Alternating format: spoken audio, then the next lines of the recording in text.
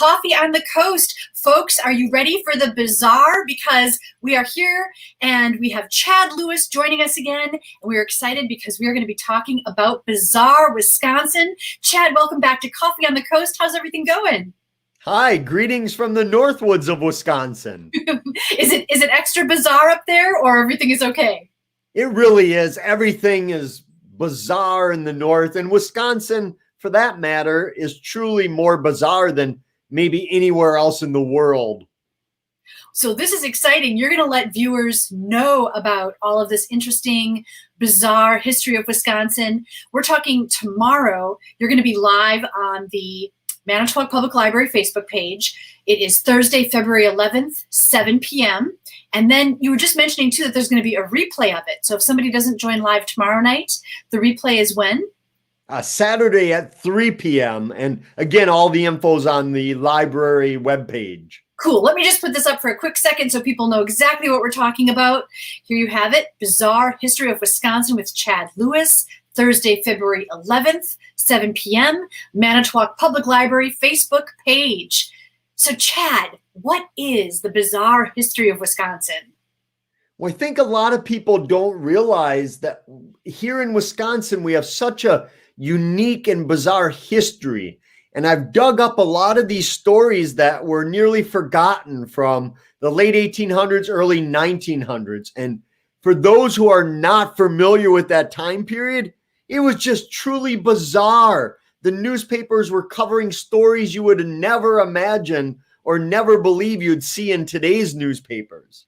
Oh, cool. Can you give us a little hint? I think I saw in some of the notes, strange deaths, ghosts, sea serpents. Tell us more.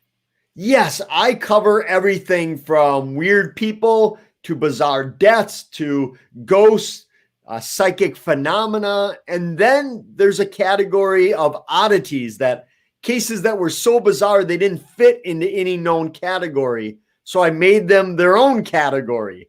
And you have all these stories that half the fun is deciding whether or not you believe them, because they all appeared in newspapers throughout Wisconsin, but sometimes they would said to have happened in Beloit, but they were covered in Superior or vice versa. And it makes you wonder, did it really happen? Or was it a slow news day in Eau Claire and they made it up knowing no one's going to Google it in 1895? Interesting. So what you're saying is all of the stories that you're talking about did appear in the newspaper. They were reported as some sort of news. They were, and a lot of them had the names of the witnesses that you could look up and see they actually lived in that community. Sometimes the newspapers themselves vouched for the stories. For instance, there's a case out of my hometown of Eau Claire where a man said he caught a swordfish in the local river. And of course, swordfish are not native to Eau Claire, but he actually drug it down to the Leader Telegram office, put it on the desk, and it was still flopping around, still alive. So they had proof that he had actually caught it there. So sometimes the newspapers could give some credibility to these stories. Oh, that is interesting. So some of it really is bizarre happenings that just are kind of unexplainable. Yes, and some are just medical anomalies that they had no science or medicine to explain it back then. For instance, imagine opening up your newspaper today and seeing the story of a half child, half dog being born. And it was this child dog-like creature that was said to have been born in Wisconsin because its mother was frightened by a dog several months ago. And back then, they had this weird belief that there was some sort of weird maternal imprinting that if a pregnant woman was spooked by any animal, whether it was an elephant or a snake, that child would come out looking like the animal that frightened her. Oh, no. So, of course, this dog frightened the mother, so the child came out looking like a dog. Most likely, it had hypertrichosis, a genetic disorder where you grow hair on your face and upper torso. But that didn't sell newspapers. Half child, half dog did sell newspapers. And so maybe now, too, with additional, knowledge and access to resources, there might be like a medical explanation for what was going on that just wasn't known back then. Many of these cases were explained as an act of providence, an act of God, a spiritual, spontaneous healing. I have dozens and dozens of cases where people who had gone blind decades ago or lost their hearing or their use of their legs or even their neck suddenly regained that ability. And I call these stories good news, bad news, because they're always good news that you regained something you had lost. But in 99% of the cases I found, the bad news was death followed very quickly after they regained whatever had been lost. So the good news is you can see again. The bad news is you're going to see the Grim Reaper very shortly. You never hear that part of the story, do you? You always hear about like the miraculous, something is now good. You don't really realize that death follows so quickly. And I was amazed at how many reports I found of people merely talking about death when they dropped dead. The newspaper said they were engaged in a conversation about dying when lo and behold, they too died. So I always keep that segment of my program relatively short so I don't fall victim like they do. We do not want that to be the headline. So I think I saw in the notes too that you have hundreds of stories that you're talking about, right?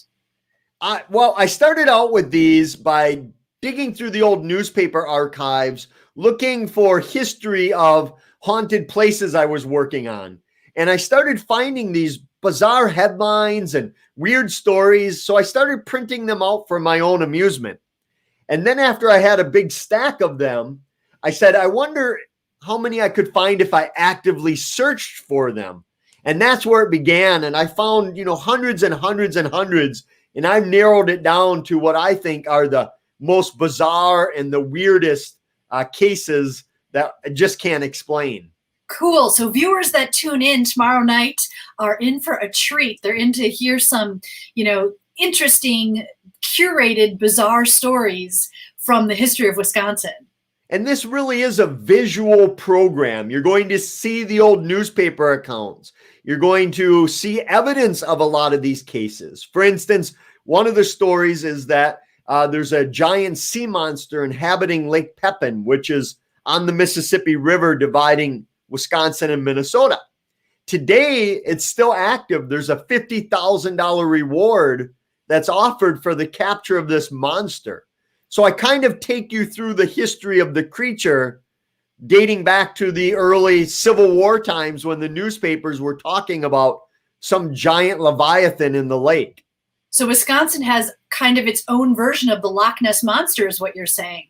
Well, as of today, I've collected over 40 different lakes, rivers, and streams in our state that have or had a story of a sea monster being in them. Back in the late 1800s, early 1900s, if you were a resort town in Wisconsin and you did not have a sea serpent story, you were behind the times. You were losing out on all that tourist money from Chicago coming up. They would go somewhere that had a sea serpent legend. That's hilarious. Well, and what's interesting about what you just said, Chad, is that it's not like it was a one and done bizarre occurrence. In some cases, you're talking about something that has continued to perpetuate throughout this past century. Yes, a lot of these stories did continue and they move on, they progress. A few years back, I was doing a radio interview in Appleton talking about a cursed farm that I put in the program, an old farm in the Fox Valley area where all kinds of tragedies, mishap, and misfortune would occur. And as I was talking about it, the radio station got a call from a woman who said, this isn't just history. My family now owns that farm, and the tragedies continue to this very day. Oh. Are you finding this in particular pockets of Wisconsin, or are these stories from all across the state? Every single corner of Wisconsin. If you're ever bored on a rainy day or let's say a pandemic, I recommend you go through your local archives from 100 years ago. Most of it's online now in databases, and just breeze through the stories. You'd be amazed at what you can find in your own backyard. I've discovered that there's not one corner of Wisconsin that doesn't have some weirdness to it. And what's nice is people don't necessarily have to do that work themselves if they tune in tomorrow night, because you've curated some of your favorite top stories. I'm just going to put this up there one more time. This is what we're talking about, viewers. Tomorrow night on the Manitowoc Public Library Facebook page at 7 p.m., Chad Lewis is going to be presenting the bizarre history of Wisconsin, and there'll be an encore presentation on Saturday at 3 p.m. That is correct. Is this for the faint of heart? Is it, scary or just more interesting and bizarre? I'd say 99% of it is just downright weird. One creepy aspect dwells in when we talk about Ed Gein, but other than that, most of it's just downright bizarre, fascinating, and entertaining. So even though we don't have cocktail parties right now because of the pandemic, there could be some really cool tidbits that you can then, in the future, if somebody hears these stories, pepper them in and have a fascinating conversation.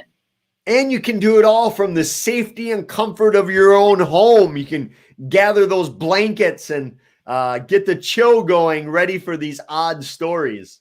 This does sound perfect to have like a bowl of popcorn, maybe a cup of hot cocoa, and just tune in and see what you're talking about. It really is, and it runs the entire spectrum of weirdness, whether you like supernatural or paranormal stuff versus just odd deaths and psychic phenomena and just oddities. And then I also throw in things about Wisconsin that aren't necessarily weird, but things you might not have known about. Many of our first inventions that we lay claim here, many of the capitals of the world that we have, like the hamburger capital of the world, and many others that we enjoy here in Wisconsin. I love it. So the spectrum of weirdness is what you called it. That's awesome. So it's going to be Wisconsin's Bizarre History. Tune in tomorrow night, 7 o'clock p.m., Manitowoc Public Library Facebook page. Chad, it is always so fascinating and interesting to talk to you. We will see you next time on Coffee on the Coast. Keep an eye out.